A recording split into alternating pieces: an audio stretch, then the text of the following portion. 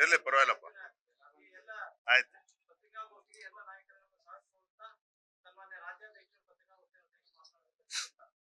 ಪತ್ರಿಕಾ ಹಾಗೂ ಮಾಧ್ಯಮದ ಸ್ನೇಹಿತರೆ, ಮೊನ್ನೆ ದಿನ ರಾಜ್ಯದ ಗೌರವಾನ್ವಿತ ಮುಖ್ಯಮಂತ್ರಿಗಳಲ್ಲಿ ರಾಜ್ಯದ ಆರ್ಥಿಕ ಪರಿಸ್ಥಿತಿಯ ಬಗ್ಗೆ ಒಂದು ಶ್ವೇತ ಪತ್ರವನ್ನ ಹೊರಡಿಸಿ ಅನ್ನುವ ಆಗ್ರಹವನ್ನ ಭಾರತೀಯ ಜನತಾ ಪಾರ್ಟಿ ಮಾಡಿತು.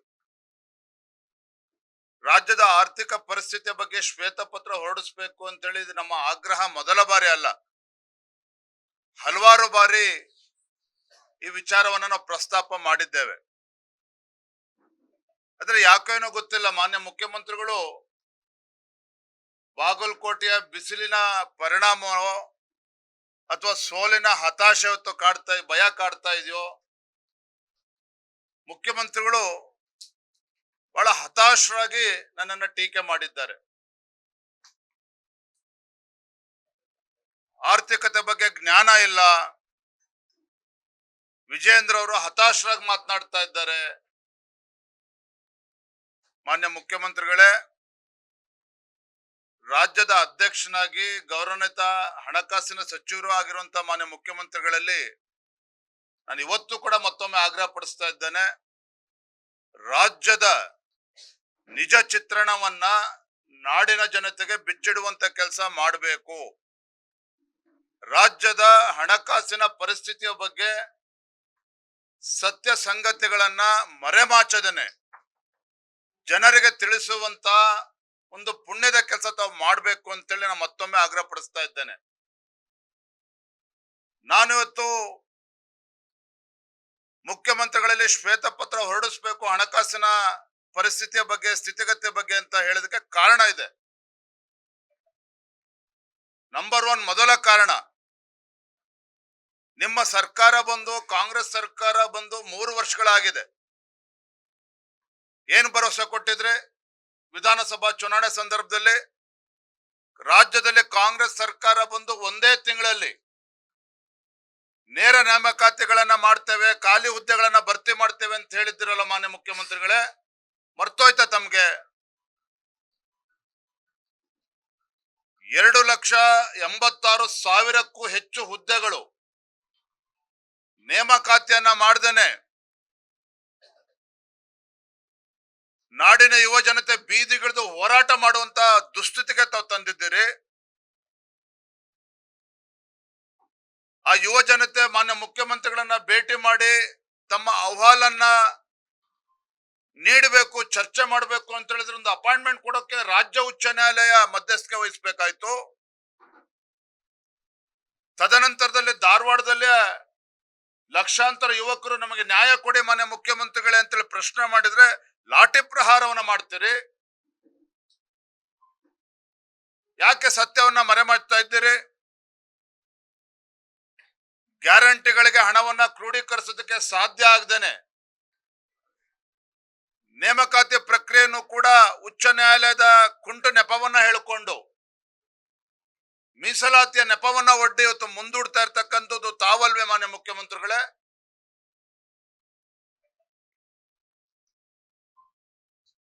ರಾಜ್ಯದ ಆರ್ಥಿಕ ಪರಿಸ್ಥಿತಿ ಎಂತ ದುಸ್ಥಿತಿಗೆ ಬಂದಿದೆ ಅಂತ ಹೇಳಿದ್ರೆ, ಮಂಡ್ಯ ಜಿಲ್ಲೆನಲ್ಲಿ ಸ್ವಾತಂತ್ರ್ಯ ಹೋರಾಟಗಾರರ ಕುಟುಂಬಗಳಿಗೆ ಪಿಂಚಣಿ ಕೊಡುವುದನ್ನು ಕೂಡ 10 ತಿಂಗಳಿಂದ ಸತಾಯಿಸ್ತಾ ಇದ್ದಾರೆ, ಇವತ್ತಿಗೂ ಕೂಡ ಕೊಡೋದಕ್ಕೆ ಸಾಧ್ಯ ಆಗಿಲ್ಲ.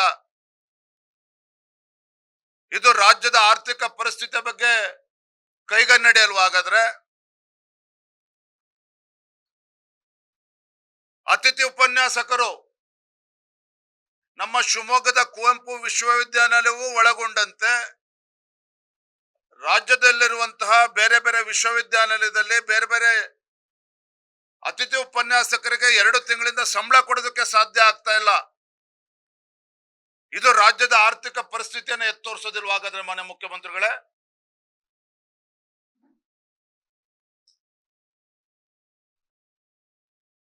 ರಾಜ್ಯದ ಇತಿಹಾಸದಲ್ಲಿ ಮೊಟ್ಟ ಮೊದಲ ಬಾರಿಗೆ ಪೊಲೀಸ್ ಇಲಾಖೆ ಅಂತ ಹೇಳಿದ್ರೆ ಬಹಳ ಜವಾಬ್ದಾರಿ ಇರ್ತಕ್ಕಂಥ ಇಲಾಖೆ. ರಾಜ್ಯದ ಕಾನೂನು ಸುವ್ಯವಸ್ಥೆಯನ್ನ ಕಾಪಾಡುವಂತ ಒಂದು ಜವಾಬ್ದಾರಿಯಿಂದ ಇರ್ತಕ್ಕಂಥ ಇಲಾಖೆ. ನ್ಯಾಯವಾಗಿ ಹೇಳ್ಬೇಕು ಅಂತ ಹೇಳಿದ್ರೆ ತಿಂಗಳ ಮೊದಲ ದಿನ 1ನೇ ತಾರೀಕು ಅವರಿಗೆ ಸಂಬಳ ಕೊಡಬೇಕಾಗ್ತದೆ. 15 ದಿನ 20 ದಿನ 1 ತಿಂಗಳಾದ್ರೂ ಕೂಡ ಅವರಿಗೆ ಸಂಬಳ ಕೊಡೋದಕ್ಕೆ ಆಗ್ತಾ ಇಲ್ಲ ಹೊತ್ತು ಪೊಲೀಸ್ ಇಲಾಖೆಗೆ ಅಂತ ಹೇಳಿದ್ರೆ ಇದು ರಾಜ್ಯದ ಆರ್ಥಿಕ ಪರಿಸ್ಥಿತಿಯ ಬಗ್ಗೆ ಯಾವ ಮಟ್ಟಿಗೆ ಹೋಗಿದೆ ಅಂತ ಹೇಳಿ ತೋರಿಸ್ತಾ ಇಲ್ವಾ ಇದಾಗಾದ್ರೆ?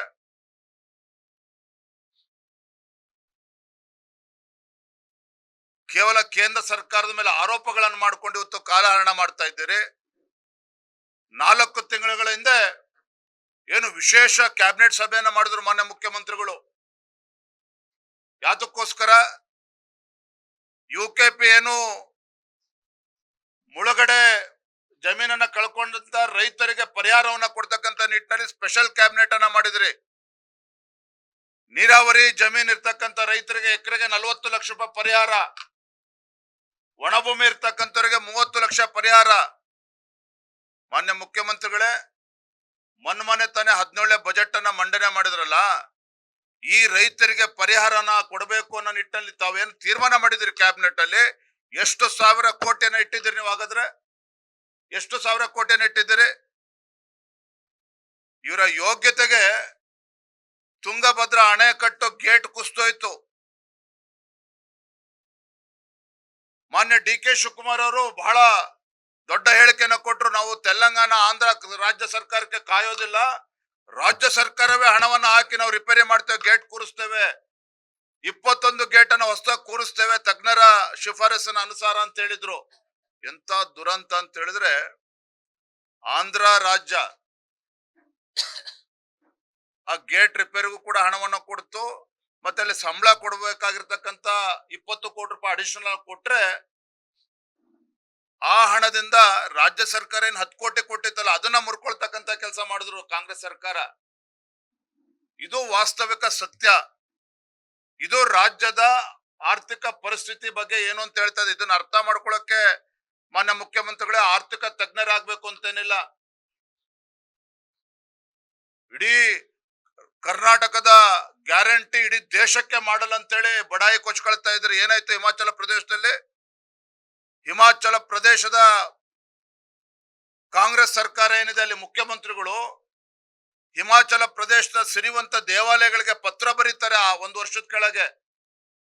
ನಾವು ರಾಜ್ಯದಲ್ಲಿ ಗ್ಯಾರಂಟಿಗಳನ್ನ ಕೊಡ್ತಾ ಇದ್ದೇವೆ, ಸರ್ಕಾರಿ ನೌಕರಿಗೆ ಸಂಬಳ ಕೊಡೋದಕ್ಕೆ ಆಗ್ತಾ ಇಲ್ಲ, ದಯವಿಟ್ಟು ಏನು ಆದಾಯ ಬರ್ತಾ ಇದೆ ಭಕ್ತರಿಂದ ಅದರಲ್ಲಿ 50% ಸರ್ಕಾರಕ್ಕೆ ಕೊಡಿ ಅಂತೇಳಿ ಹಿಮಾಚಲ ಪ್ರದೇಶದ ಮುಖ್ಯಮಂತ್ರಿಗಳು ಪತ್ರ ಬರೆದಿದ್ದಾರೆ. ತೆಲಂಗಾಣ ರಾಜ್ಯ ಅಧಿವೇಶನದಲ್ಲಿ, ಅಲ್ಲೂ ಕೂಡ ಕಾಂಗ್ರೆಸ್ ಸರ್ಕಾರ ಅಧಿವೇಶನದಲ್ಲಿ ಮುಖ್ಯಮಂತ್ರಿಗಳು ಹೇಳ್ತಾರೆ, ಇದೇ DK ಶಿವಕುಮಾರ್ ಸಿದ್ದರಾಮಯ್ಯನವರಿಗೆ ಗ್ಯಾರಂಟಿ ಮಾಡಲ್ ಕೊಟ್ಟು ಬಂದಿದ್ರು ತೆಲಂಗಾಣದಲ್ಲಿ. ಅಲ್ಲಿ ಏನಾಗಿದೆ ಪರಿಸ್ಥಿತಿ ಅಂದ್ರೆ, ತೆಲಂಗಾಣದಲ್ಲಿ ಅಧಿವೇಶನದಲ್ಲಿ on the floor of the house ಅಲ್ಲಿನ ಮುಖ್ಯಮಂತ್ರಿಗಳು ಹೇಳಿಕೆಯನ್ನು ನೀಡಿದ್ದಾರೆ, ನಾವು ಸಂಬಳ ಕೊಡೋದಕ್ಕೂ ಕೂಡ ಆಗ್ತಾ ಇಲ್ಲ, ಅಭಿವೃದ್ಧಿಗೂ ಹಣ ಕೊಡೋದಕ್ಕೆ ಆಗ್ತಾ ಇಲ್ಲ ಬಿಕಾಸ್ ಆಫ್ ಗ್ಯಾರಂಟಿ ಅನ್ನೋದನ್ನ ಅವರು ಕೂಡ ಒಪ್ಕೊಂಡಿದ್ದಾರೆ. ಸದನದಲ್ಲಿ ಕೂತ್ಕೊಂಡು ಸದನವನ್ನ ತಪ್ಪುದಾರಿಗೆ ತೆಗೆದುಕೊಂಡು ಹೋಗ್ತಕ್ಕಂಥ ಕೆಲಸವನ್ನ ಮಾನ್ಯ ಮುಖ್ಯಮಂತ್ರಿಗಳು ಮಾಡಿದ್ರಿ. ಇವತ್ತು ನಿಮ್ಮ ಗ್ಯಾರಂಟಿಗಳ ಬಗ್ಗೆ ನಮ್ಮನ್ನ ಕನ್ವಿನ್ಸ್ ಮಾಡಕ್ ಬರಬೇಡಿ ಮಾನ್ಯ ಮುಖ್ಯಮಂತ್ರಿಗಳೇ. ದೇಶಪಾಂಡೆ ಅವರಿಗೆ ಕನ್ವಿನ್ಸ್ ಮಾಡಿ, ನಿಮ್ಮ ಆಡಳಿತ ಪಕ್ಷದ ಹಿರಿಯ ಶಾಸಕರು, ನಿಮ್ಮ ಆರ್ಥಿಕ ಸಲಹೆಗಾರರಾಗಿರ್ತಕ್ಕಂಥ ಬಸವರಾಜ ರೆಡ್ಡಿ ಅವರನ್ನ ಮನವರಿಕೆ ಮಾಡಿ ನಿಮ್ಮ ಗ್ಯಾರಂಟಿಗಳ ಬಗ್ಗೆ. BR ಪಾಟೀಲ್ ಅವರಿಗೆ ನೀವು ಮನವರಿಕೆ ಮಾಡಿ. ರಾಜು ಕಾಗೆ ಅವರು ಗ್ಯಾರಂಟಿಗಳಿಂದ ನನ್ನ ಕ್ಷೇತ್ರಕ್ಕೆ ಅನುದಾನ ಕೊಡ್ತಾ ಇಲ್ಲ, ಅಭಿವೃದ್ಧಿಗೆ ಆತ್ಮಹತ್ಯೆ ಮಾಡ್ಕೋಬೇಕು ಅಂತೇಳಿ ಹೊರಟಿದ್ರು ಪಾಪ ಅವ್ರ ಶಾಸಕರು, ಅವರಿಗೆ ಮನವರಿಕೆ ಮಾಡಿ. ನಮಗೆ ಮನವರಿಕೆ ಮಾಡ್ಕೊಡುವಂತ ಅವಶ್ಯಕತೆ ಇಲ್ಲ. ಇವತ್ತು ನಿಮ್ಮ ಅಭಿವೃದ್ಧಿಯ ಬಗ್ಗೆ ಇಷ್ಟೊಂದು ವಿಶ್ವಾಸ ಇದ್ದಿದ್ರೆ, ನಿಮ್ಮ ಕೊಟ್ಟಿರ್ತಕ್ಕಂಥ ಗ್ಯಾರಂಟಿಗಳ ಬಗ್ಗೆ ಇಷ್ಟೊಂದು ಆತ್ಮವಿಶ್ವಾಸ ಇದ್ದಿದ್ರೆ, ಮಾನ್ಯ ಮುಖ್ಯಮಂತ್ರಿಗಳೇ, ಬಾಗಲಕೋಟೆಗೆ ಬಂದು 5 ದಿನಗಳ ಕಾಲ ಇಲ್ಲಿ ಬಿಡಾರ ಹೂಡಿರ್ತಕ್ಕಂಥ ಪರಿಸ್ಥಿತಿ ನಿರ್ಮಾಣ ಆಗ್ತಾ ಇರಲಿಲ್ಲ. ಇಷ್ಟೊಂದು ಅಸಹಾಯಕರಾಗಿ ಇವತ್ತು ಬಾಗಲಕೋಟೆಗೆ ಬಂದು ಮಂತ್ರಿ ಮಂಡಲದ ಪಟಾಲಂನೆಲ್ಲ ಕರ್ಕೊಂಡ್ಬಂದು ಸೂಟ್ಕೇಸ್ ಇಟ್ಕೊಂಡು ಕೂರ್ತಕ್ಕಂಥ ದಾರಿದ್ರ್ಯ ಇವತ್ತು ಕಾಂಗ್ರೆಸ್ ಪಕ್ಷಕ್ಕೆ ಬರ್ತಾ ಇರಲಿಲ್ಲ. ಹಾಗಾಗಿ ರಾಜ್ಯದ ಜನತೆಯ ಪರವಾಗಿ ತಮ್ಮ ಕೈ ಜೋಡಿಸಿ ವಿನಂತಿ ಮಾಡ್ತಾ ಇದ್ದೇನೆ, ಈಗಲೂ ಕೂಡ ಕಾಲ ಮಿಂಚಿಲ್ಲ. ರಾಜ್ಯದ ಆರ್ಥಿಕ ಪರಿಸ್ಥಿತಿಯ ಬಗ್ಗೆ ಶ್ವೇತಪತ್ರನ ಹೊರಡಿಸಿ ಪುಣ್ಯವನ್ನ ಕಟ್ಕೊಳ್ಳಿ ಅಂತೇಳಿ ರಾಜ್ಯದ ಮುಖ್ಯಮಂತ್ರಿಗಳು ನಾನು ವಿನಂತಿಯನ್ನ ಮಾಡ್ತಾ ಇದ್ದೇನೆ. Yes sir.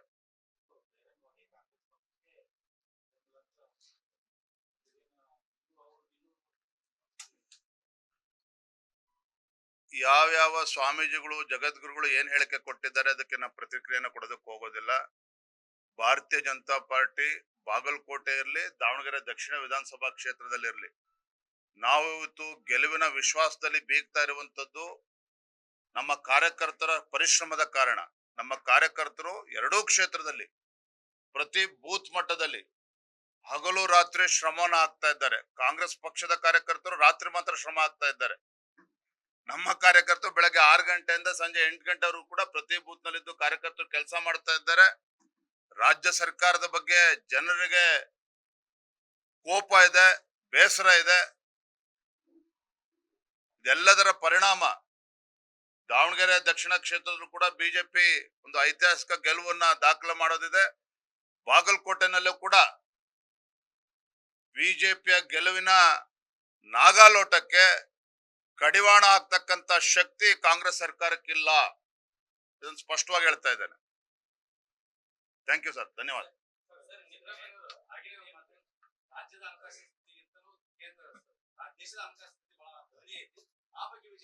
ಅಲ್ಲರಿ, ಈ ರಾಜ್ಯದ ಗೌರವಾನ್ವಿತ ಬಂಡ ಮುಖ್ಯಮಂತ್ರಿಗಳಾಗಿರ್ತಕ್ಕಂಥ ಸಿದ್ದರಾಮಯ್ಯನವರು ಅರ್ಧ ಸತ್ಯವನ್ನ ಮಾತ್ರ ಬಿಚ್ಚಿಡುವಂತ ಕೆಲಸ ಮಾಡ್ತಾರೆ. ಬಹಳ ನಿಸ್ಸೀಮರಿದ್ದಾರೆ. ಏನ್ ಹೇಳಿದ್ರು ಮೊನ್ನೆ ಸದನದಲ್ಲಿ, GST ಕಾಂಪನ್ಸೇಷನ್, GST ಇಂಪ್ಲಿಮೆಂಟ್ ಆಗಿದ್ದು 2017ರಲ್ಲಿ. GST ಕಾಂಪನ್ಸೇಷನ್ ಕಾಂಗ್ರೆಸ್ ಸರ್ಕಾರ ಬಂದ್ಮೇಲೆ, ನನ್ನ ಸರ್ಕಾರ ಬಂದ್ಮೇಲೆ ನಿಲ್ಸಿದ್ರು ಮೋದಿ ಅವರು ಅಂತ ಹೇಳಿದ್ರು. ಆದ್ರೆ ಮಾನ್ಯ ಮುಖ್ಯಮಂತ್ರಿಗಳು 17ನೇ ಬಜೆಟ್ ಅನ್ನ ಮಂಡನೆ ಮಾಡ್ತಕ್ಕಂಥ ಮುಖ್ಯಮಂತ್ರಿಗಳಿಗೆ ಅರಿವಿರ್ಬೇಕಿತ್ತಲ್ವಾ? GST ಆಕ್ಟ್ ನಲ್ಲಿ ಸ್ಪಷ್ಟವಾಗಿ ಉಲ್ಲೇಖ ಆಗಿದೆ, ಯಾವ್ಯಾವ ರಾಜ್ಯಗಳು ಅತಿ ಹೆಚ್ಚು ತೆರಿಗೆಯನ್ನ ಕೊಡ್ತದೆ ಅದಕ್ಕೆ GST ಕಾಂಪನ್ಸೇಷನ್ 5 ವರ್ಷಗಳಿಗೆ ಮಾತ್ರ, 5 ವರ್ಷಗಳಿಗೆ ಅನ್ನುವುದನ್ನ ಸ್ಪಷ್ಟವಾಗಿ GST ಆಕ್ಟ್ ನಲ್ಲೇ ಇರುವಂತದ್ದು. ಯಾಕೆ ಪದೇ ಪದೇ ಈ ವಿಚಾರದಲ್ಲಿ ರಾಜ್ಯದ ಜನರಿಗೆ ಸುಳ್ಳು ಹೇಳುವಂತ ಕೆಲಸ ಮಾಡ್ತಾ ಇದ್ದಾರೆ ಮಾನ್ಯ ಮುಖ್ಯಮಂತ್ರಿಗಳು? ಇವತ್ತು GST ಏನು 41.41% ಇದ್ದದನ್ನ 40% ಇಳಿಸಿದ್ರು. ಆದ್ರೆ based on the performance of the States, ರಾಜ್ಯ ಸರ್ಕಾರಕ್ಕೆ ಮತ್ತೆ 41.33% ಅಷ್ಟು ಕೊಡ್ತಾ ಇದ್ದಾರೆ. ನಾನು ಗೌರವಾನ್ವಿತ ಮುಖ್ಯಮಂತ್ರಿಗಳಿಗೆ ಆಗ್ರಹ ಮಾಡುವಂತದ್ದು, ನೀವು ರಾಜ್ಯದ ಮುಖ್ಯಮಂತ್ರಿಗಳು ಅನ್ನೋದನ್ನ ಮರೆತು, ರಾಜ್ಯದ ಮುಖ್ಯಮಂತ್ರಿಗಳು ಅನ್ನೋದನ್ನು ಕೂಡ ಮರೆತು ಯಾವ ರೀತಿ ವರ್ತನೆ ಮಾಡ್ತಾ ಇದ್ದೀರಲ್ಲ, ಇದರಿಂದ ರಾಜ್ಯಕ್ಕೂ ಕೂಡ ಅನ್ಯಾಯ ಮಾಡ್ತಾ ಇದ್ದೀರಿ.